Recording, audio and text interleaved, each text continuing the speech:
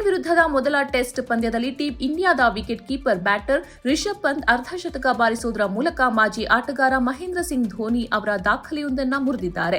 ಪಂತ್ ಅರ್ಧಶತಕ ಪೂರ್ಣಗೊಳಿಸ್ತಾ ಇದ್ದಂತೆ ಸೇನಾ ರಾಷ್ಟ್ರಗಳಲ್ಲಿ ಅತಿ ಹೆಚ್ಚು ರನ್ ಗಳಿಸಿದ ಏಷ್ಯನ್ ವಿಕೆಟ್ ಕೀಪರ್ ಎನಿಸಿಕೊಂಡ್ರು. ಇದಕ್ಕೂ ಮುನ್ನ ಈ ದಾಖಲೆ ಧೋನಿ ಹೆಸರಿನಲ್ಲಿತ್ತು. ಇದೀಗ ಪಂತ್ ಈ ದಾಖಲೆಯನ್ನು ಹಿಂದಿಕ್ಕಿದ್ದಾರೆ.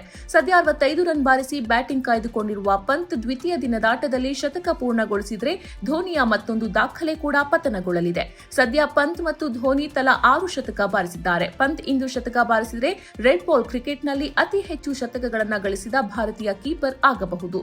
ಮೊದಲನೇ ದಿನದಾಟದ ಅಂತ್ಯಕ್ಕೆ ಭಾರತ 85 ಓವರ್ಗಳಿಗೆ 3 ವಿಕೆಟ್ಗಳ ನಷ್ಟಕ್ಕೆ 359 ರನ್ಗಳನ್ನು ಕಲೆ ಹಾಕಿದೆ.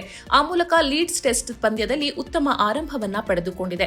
ಭಾರತ ತಂಡದ ಪರ ಇನ್ನಿಂಗ್ಸ್ ಆರಂಭಿಸಿದ ಯಶಸ್ವಿ ಜೈಸ್ವಾಲ್ ಹಾಗೂ ಕೆಎಲ್ ರಾಹುಲ್ ಜೋಡಿ ಹೊಸ ಚೆಂಡಿನ ಸವಾಲನ್ನು ಸಮರ್ಥವಾಗಿ ಎದುರಿಸಿತು ಹಾಗೂ ಮುರಿಯದ ಮೊದಲನೇ ವಿಕೆಟ್ಗೆ 91 ರನ್ಗಳನ್ನು ಕಲೆ ಹಾಕಿತ್ತು. ಆ ಮೂಲಕ ಭಾರತಕ್ಕೆ ಭರ್ಜರಿ ಆರಂಭವನ್ನ ನೀಡಿತ್ತು. ಆದರೆ 78 ಎಸೆತಗಳಲ್ಲಿ 42 ರನ್ ಗಳಿಸಿ ಉತ್ತಮ ಆರಂಭ ಪಡೆದಿದ್ದ ಕೆಎಲ್ ರಾಹುಲ್ 25ನೇ ಓವರ್ನಲ್ಲಿ ಬ್ರೈಡನ್ ಕಾರ್ಸ್ ಎಸೆತದಲ್ಲಿ ಸ್ಲಿಪ್ನಲ್ಲಿ ಕ್ಯಾಚ್ ಕೊಟ್ಟಿದ್ರು. ಆ ಮೂಲಕ ಸಿಕ್ಕ ಉತ್ತಮ ಆರಂಭದಲ್ಲಿ ದೊಡ್ಡ ಇನ್ನಿಂಗ್ಸ್ ಆಡುವಲ್ಲಿ ವಿಫಲರಾದರು.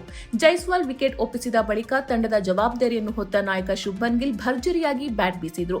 ಇಲ್ಲಿನ ಕಂಡೀಷನ್ಸ್ ಅನ್ನ ಸಮರ್ಥವಾಗಿ ಅರ್ಥ ಮಾಡಿಕೊಂಡ ಗಿಲ್ ಇಂಗ್ಲೆಂಡ್ ದಾಳಿಯನ್ನು ಸಮರ್ಥವಾಗಿ ಎದುರಿಸಿದ್ರು.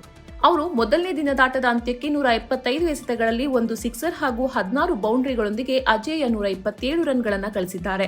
ಆ ಮೂಲಕ ಅವರು ಟೆಸ್ಟ್ ತಂಡದ ನಾಯಕನಾಗಿ ಚೊಚ್ಚಲ ಪಂದ್ಯದಲ್ಲೇ ಶತಕ ಸಿಡಿಸಿದ ಅತ್ಯಂತ ಕಿರಿಯ ಭಾರತೀಯ ಬ್ಯಾಟ್ಸ್ಮನ್ ಎನಿಸಿಕೊಂಡಿದ್ದಾರೆ.